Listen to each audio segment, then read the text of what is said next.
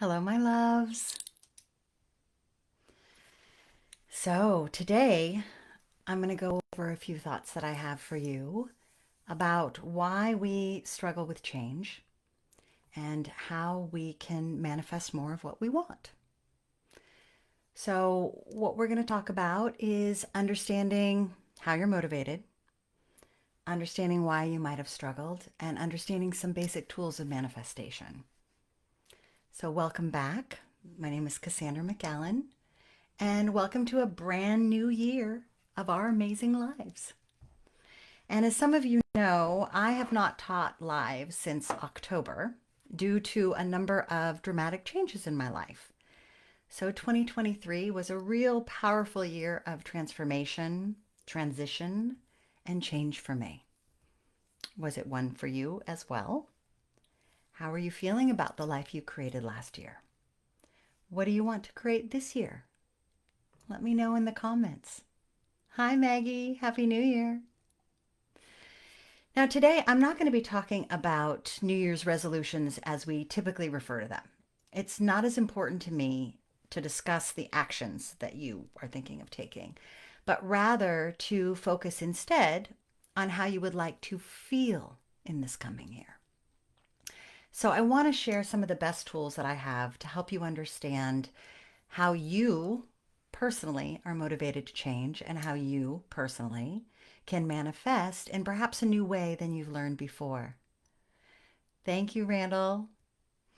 So first, we're going to talk about motivation. Now, in order to motivate yourself effectively, we need to know if you are a carrot or a stick person.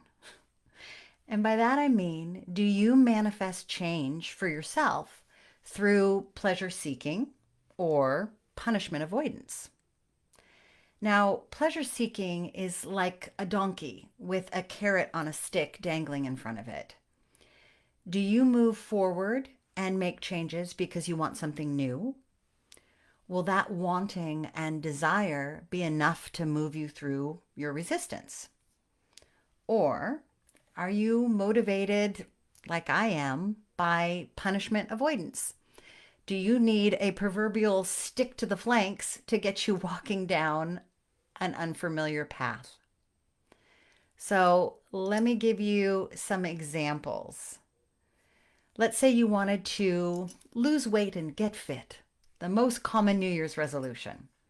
Well, are you motivated by a new pair of jeans you want to fit in, or an imagined version of a healthier you? Or are you motivated by not wanting to feel uncomfortable in your current jeans or not wanting to feel, say, tired all the time? This is important because understanding your motivational type helps you discover ways to make these lasting changes based on how your personal system operates, which might be different than what's being spoken around you or what you feel should be a good motivation for you. So let's say you want to change your eating patterns. Are you motivated by trying new, healthier recipes, or by not wanting to feel tired after you eat or sick to your stomach? And to discover this, your motivational preferences, you want to think about those big changes that you've made throughout your life. Did you finally make them because you wanted something new, or because you got tired of feeling miserable over what you had? You see, our desire to change has to be greater than our resistance to it in order for it to be long-lasting beyond a day, a week, or even a month. And this is why so many resolutions that we make often fade or fail. We have not overcome our resistance to the changes we need to make. And this is because everyone seeks comfort, even if what's most comfortable is unhealthy for us or goes against what we think we want. We generally would rather not have to change because it's scary and it leads us down a path of the unknown. We also tend to have little faith in our ability to sustain something new. In essence, we don't trust ourselves. And this lack of faith or trust prevents us sometimes from even trying. And we also can make up painful narratives about how difficult and uncomfortable these changes will be. So in order to be truly successful with anything, you must acknowledge and accept that in the beginning, at least, it's going to feel hard or even threatening. And you know what? That's all you have to do. Just tell your system that you hear it. You get that you have resistance and that you love yourself deeply and completely despite it. Then figure out, based on your history, what your motivating style is and let it pull you or push you to what you deeply love. Because every change you've ever been successful at and proud of has been beyond your comfort zone. So lastly, I want to talk a bit about some of the challenges that we all struggle with. And that is that we tend to focus on what we already have or have already tried or done more than that which we desire. By this I mean that if you want to focus on more abundance, then what normally happens is first you think about everything you lack, every way in which your life feels as if it is not abundant or supportive. It's like wanting to lose weight and thinking about how out of shape you are. That gum has already been chewed, as they say. This is yesterday. Or since it's the first of the new year, this is last year's news, right? We have to begin by stopping ourselves from focusing on everything we don't want in our life and instead focus on what we desire. And when we do this, it's also really important that you don't use negative language. You don't want to say to yourself or someone else, I don't want to be poor or overweight or in this bad relationship, because the don't or the no is the lesser energy to what is pre-existing. So it's lost in the manifestation. And you're calling more of what you don't want rather than the lack of it. We can't manifest through a negative. So the way to increase your ability to call to you the things that you want is to focus on those things with your thoughts, not the absence of them. Then talk about what you want without complaining about what you don't have. Then act as if it is assured that it will occur. Do that which makes you feel closer to your goals.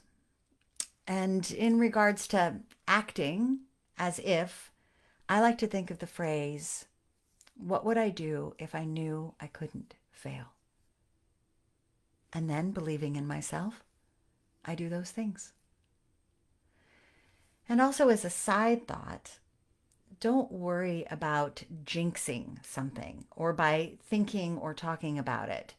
You need to build this energy in your manifestation tank by putting more thoughts of what you want into it until those positive thoughts exceed those thoughts of lack or loss. So, do you want a better job? Well, feel into that experience of having it. What would that be like? Or what about a better body or a better partner or more money? What would that be like? Think and feel about it as often as possible. Dream about it. Write about it. Make a collage. Journal. Hang up inspirational quotes or images. Create a New Year's bagua or manifestation map filled with all of your desires for this new year. And each time you feel your mind, because it will, want to take control and pull you back into the past and your lack and your loss, remind yourself of your successes and refocus on your new dreams. And eventually the energy of what you desire will be so much stronger than what you fear that you can't help but pull it towards you. So I will close before I go to the comments section with some insights from some of my favorite teachers around this. So the scientific teaching of Dr. Joe Dispenza would say, when you're truly focused on an intention for some future outcome, if you can make the inner thought more real than the outer environment during this process, the brain won't know the difference between the two.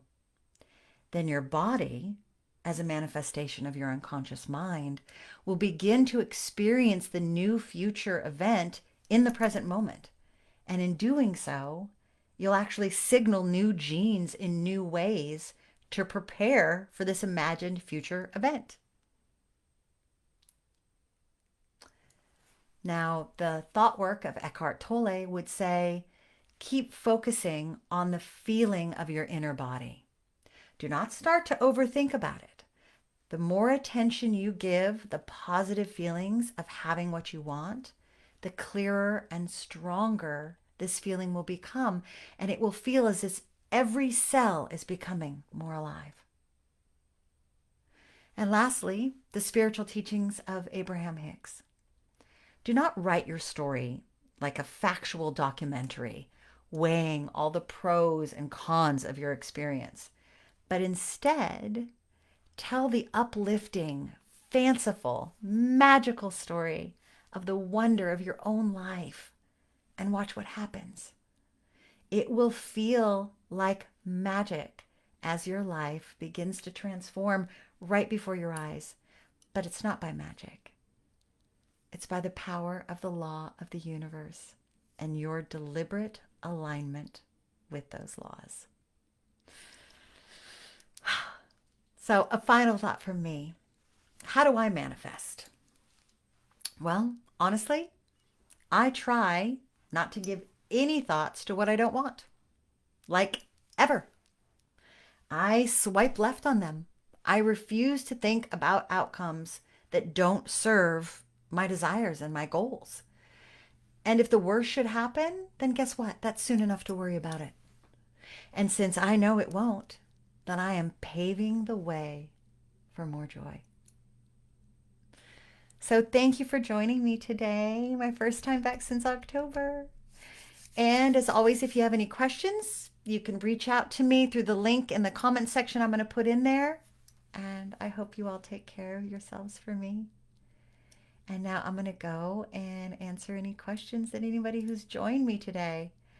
And I know there's people that are going to be surprised that I went live today, that I didn't message or tell. But yeah, this was kind of a, let's just do this. So Maggie said, 2023 was rough in the beginning, but finally towards the end, it was filled with relief and love. Oh, sister, so happy to hear that. Susan says, how do you tell if you're carrot or stick? So the way I would recommend doing it is, like I mentioned, think about things that you've manifested in the past and how you got them, how you got that new home, how you got that partner, how you got that next level in your career. And ask yourself, did I do this by thinking of everything I wanted and moving towards it? Or did I do this by deciding I didn't want these things and moving away from them? Maggie said, I tell myself I'm healthy, fit, and strong, progress, not perfection, and stay consistent. Yes, right? And one of the things I like to do is I like to, when I look in a mirror, and, you know, as a woman in a patriarchal society, we always have this impression that our value is based on our appearance. And I try to look at myself in angles that make me feel the best. And then I remember them and I think to myself, yes, I love how my ex looks like this in this angle, or I love this in this angle. In other words, I am paying attention to the things that I love about my body. And that's what I focus on. I want more of those moments and those images in my mind. I want to wear a bikini in the beach, a short, tight dress, and maybe turn some heads. Oh, sister, I know you would turn heads right now as is in a gunny sack. However, I get you, right? So Put on those things that make you feel sexy. And when you're feeling yourself, really feel into that experience. Don't let your brain go to the I know, but I should probably, or I wish I could have, or but this isn't. Enjoy that feeling and let that feeling pull you towards more feelings like it, because that's how the law of the universe works. And mostly I want to feel energy. I want to feel healthy, light, and energized. Yes. Yes. So how we do that? Pay more attention to those times you feel great. You know, Abraham Hicks also says soothing is solving. And I love that, because when I'm not feeling well, or, mentally, emotionally, physically, or spiritually, sometimes what we just want to do is just soothe us. Just soothe yourself in that moment. What would be good? A cup of tea, a warm blanket, a snuggle, an inspirational podcast, or a fun, distracting book. Just do those things, because what will happen is you will create energy of kind of peace and well-being in those micro moments. And those micro moments, if you grow them, will become more prevalent in that manifestation tank than those moments of you feeling crappy. So just make as many moments of feeling good as you can. Thank you so much. You are so welcome. Eileen, so good to see you. You're amazing.